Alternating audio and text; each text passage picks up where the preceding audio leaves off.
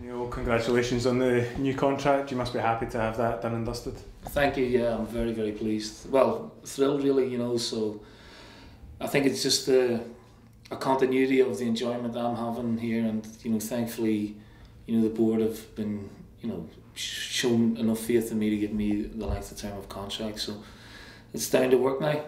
We have aspirations and incentives and targets to try and maintain. So it's all very exciting, and as I've said all along, I'm very, very happy here. When you came in just over a year ago, the task was fairly straightforward. Promotion was the only option. Where are we now in your mind in terms of how the team progresses? Well, I'm really pleased with the recruitment side of things. The likes of Whittaker, Stokes, Ambrose, Marciano, two Lithuanian boys, Danny. We've brought in a good calibre and quality of player, allied to the core of the team that we had last season. So for me, the balance of the squad is good, and we're playing very, very well at the minute. I thought the only disappointment for me so far this season has been the second 45 at home to Hamilton. The rest of the games we've been absolutely superb. So we're in a good position. Probably could have been in a better position in the league. We've got a quarter final to look forward to, and some big games that we can really get our teeth into. But to have Hibs back in the Premier League was, meant a lot to me personally, and now the aim is to try and stretch that, further in terms of, quality of performance, keeping the crowds coming in and keeping them interested and keeping that connection with the team. There has been a buzz about the club, probably going back to the Scottish Cup win. Your hope must be then that this continues forward and that this becomes the new normal for Hibs rather than being the peak of a burst of interest. Yeah, nothing lasts forever though, but it's important that we maintain the high standards that we've set now.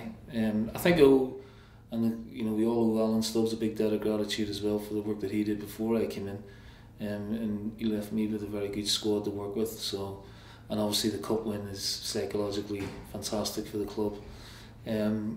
And now in terms of what I want to do, I want to make this easy to watch. I want us to play attacking football, which we're doing, and obviously get the results that our performances deserve. 7 points from 12 is a decent start. Could have been better, could have been worse, but I've been very pleased with the response I've got from the players and the supporters so far. Has those drop points maybe just been a bit of a learning curve for the squad, that level of consistency needs to be there every minute of every game as they adapt to the Premiership? Yeah, I think so. Yeah, certainly the Hamilton game was certainly a lesson for them, but I think they responded brilliantly at Dundee and we thoroughly deserved to win the game. And I was very pleased with the quality of football and the amount of chances that we created and the tempo that we played up. We didn't have any of that in the second half against Hamilton, so the reaction was good. So we got a big game on Saturday, a difficult game, but again it's another one the players can hopefully rise to the challenge to. St Johnstone, a very good team, a team that where we want to be. They've been top four the last couple of seasons, and very established Premier League team now. A lot was made of your comments after the Aberdeen semi-final about the second best team. I think you've sort of quantified those comments or clarified those in the kind of time since, but this game against St Johnstone on Saturday is probably a good measure of where we maybe come into. I think so, yeah. I mean, the season's up and running now. The players, I think on both sides, are up to speed. At the time when I made those comments, I believed it. We ran Aberdeen close. Should have won the game really if we hadn't made such a horrendous start. But they were flying at the time, and for long periods in the game we were the better team. Things have moved on since then. Teams have spent money. I still think we'll be thereabouts at the end of the season, but we have to obviously prove that and have to back it up. Reflecting on the summer transfer business, 9 new players in and 7 new contracts for the spine of the squad, you must be really happy with how things are shaping up. Yeah, I mean, it was important we kept a lot of the players who played a lot last season. I think momentum was important and experience going into the new season. And I think we've had a good quality in good areas to what we have, and there's been an improvement in some of the players that were here last season already. So we're very excited. Obviously, we want to not let things sort of taper off, and keep the excitement, the quality of football, and obviously the results in the forward manner that we wanted to. So for me that's a challenge. You know, for me that's why I'm here. For me that's why I'm enjoying it. And I also have, you know, luckily for me, a very good relationship with the people I work with. You know, here, my staff at the training ground and upstairs as well. 2 other additions to the first team squad, or 3 other additions to the first team squad this summer, have been Ollie Shaw, Fraser Murray, Ryan Porteous. Very pleasing for supporters and staff alike, I'm sure, that academy players are making that step up. I think it's vital for a club like Hibs to produce their own players. Again, that was one thing we had in mind when we came in. Eddie May, you know, Grant Murray, Colin Nish and Lee McHale and the guys have done a splendid job with this current group. So to have 2 and possibly 3 and Ollie coming through at the one time, it's like a feast, you know. For a club like us, when we produce 1 player of the year, you're doing very, very well. For us to have 2 or 3 and from the same group is fantastic, and they are very good young players. You know, we've already trusted Fraser in a few of the games. Ryan, you know, has done really well pre-season. He's been away with Scotland, captain his country, and you can see the progress in both of them. Ollie's still coming through. It's a difficult position for him, centre forward, but again, he's a player who will develop hopefully into the player that we think he can be. That is so important to a club like Hibs, and you're right, it does give the supporters that little bit of extra pride in homegrown players, and it's obviously a feel-good factor for the club as well.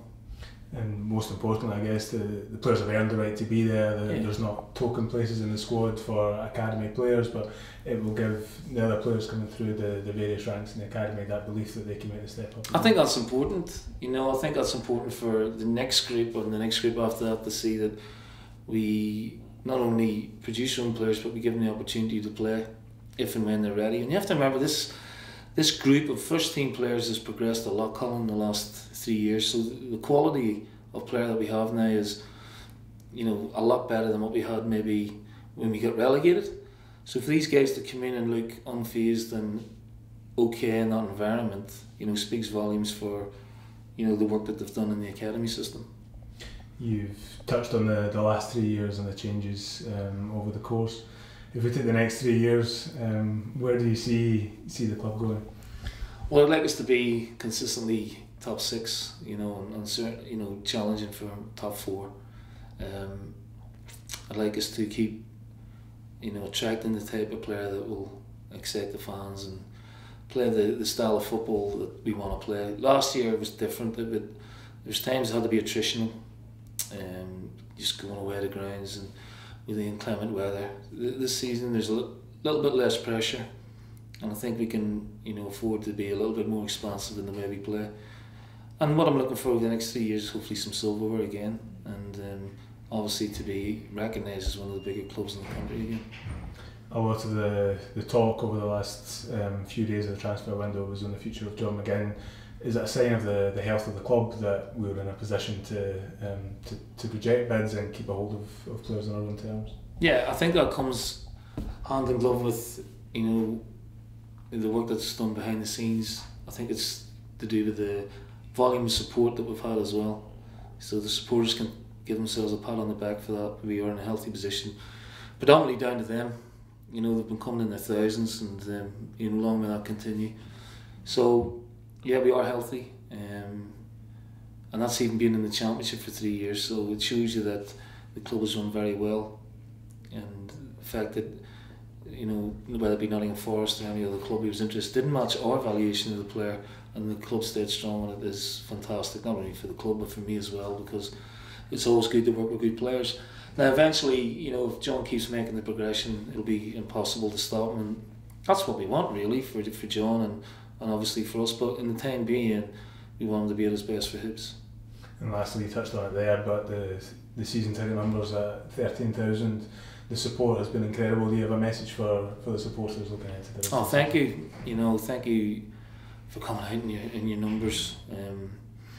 Thank you for proving me right that Hibs are a big club, you know, and big clubs have big support, and whether it be at home at Easter Road or away, you know, in my time here they've had fantastic following and loyal, and you know, that's been part of my decision in wanting to stay here as well, because I think all the fans have that gratitude as well.